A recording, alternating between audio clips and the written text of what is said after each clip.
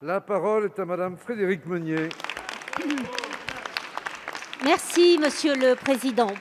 Monsieur le Premier ministre, depuis de nombreuses années, rapports et annonces se succèdent pour souligner le défaut de la prise en charge de l'accompagnement des personnes fragiles, notamment en lien avec le vieillissement.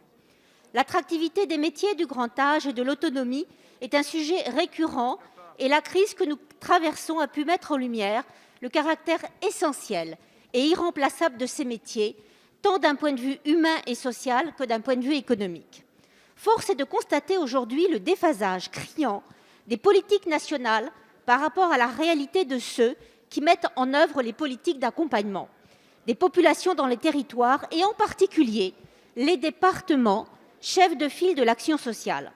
Et ce n'est pas votre discours du 23 septembre 21 en Saône-et-Loire qui corrige cette trajectoire étatique visant à l'annonce de mesures partielles et catégorielles dont le financement est en grande partie transféré aux départements. Vous avez annoncé pour 2022 un tarif plancher à 22 € pour les prestations sociales versées par le département dont l'APA, mais dont les modalités de compensation restent à ce jour non connues. C'est une avancée en trompe-l'œil, car le coût d'intervention au titre de l'assistance aux personnes âgées est déjà supérieur à ce tarif, comme dans mon département en Corrèze. Oui, notre pays a besoin de réformes, mais de réformes qui apportent des avancées sociales et économiques. Il n'a pas besoin d'effets d'annonce démagogiques financés par les autres collectivités.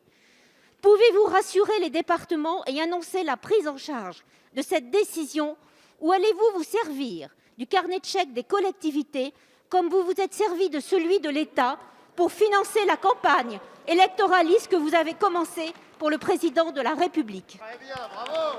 Merci. La parole est à Madame Brigitte Bourguignon, ministre déléguée chargée de l'autonomie. Merci Madame la députée Frédérique Meunier. Franchement, les aides à domicile méritent mieux que ce que vous venez de dire. Et franchement, vous qui en parlez tant, vous qui les aimez tant, vous qui ne les avez pas vus pendant 15 ans, je peux vous dire qu'avec la crise sanitaire, tout à coup, tout le monde les a vus et tout le monde s'est mis à prendre soin d'elles. Alors moi, je voulais vous m'interroger sur les revalorisations des aides à domicile consécutives à la mise en œuvre de l'avenant 43. D'abord, je voudrais vous rassurer parce que beaucoup de départements ont déjà voté leur budget supplémentaire en intégrant cette revalorisation. Je voulais vous en informer, n'ayant pas peur d'ailleurs du non-accompagnement de l'État puisqu'il est prévu et vous le savez très bien.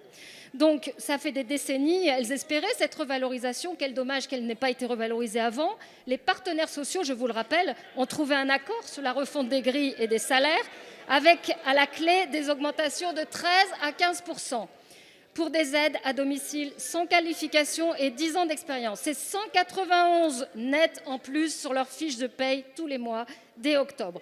L'État a agréé cet avenant en épaulant les départements dont c'est la compétence à assumer financièrement ce saut qualitatif. Vous l'avez permis en votant à l'unanimité cette enveloppe pérenne de 200 millions pour financer cette manne. Donc soyez-en fiers plutôt de permettre à partir du 1er octobre ces revalorisations tant méritées. Vous aurez l'occasion dans le PLFSS 2022 de renforcer économiquement les autres services à domicile, quel qu'en soit le statut, et de faciliter l'attractivité dans le secteur, y compris commercial, avec l'instauration d'un tarif minimum garanti par l'État. Cette décennie verra 200 000 personnes âgées supplémentaires faire face à une perte d'autonomie, tandis que les Français disent toujours vouloir vieillir à domicile plutôt qu'en établissement. Les besoins sont immenses, le vivier d'emploi de proximité est considérable. J'ai initié un plan pour l'attractivité de ces métiers qui donne de premiers résultats. J'espère pouvoir compter sur votre soutien pour le reste. Merci. Madame la ministre, arrêtez de lire vos fiches, sortez de votre bureau et venez dans les départements. Je vous invite.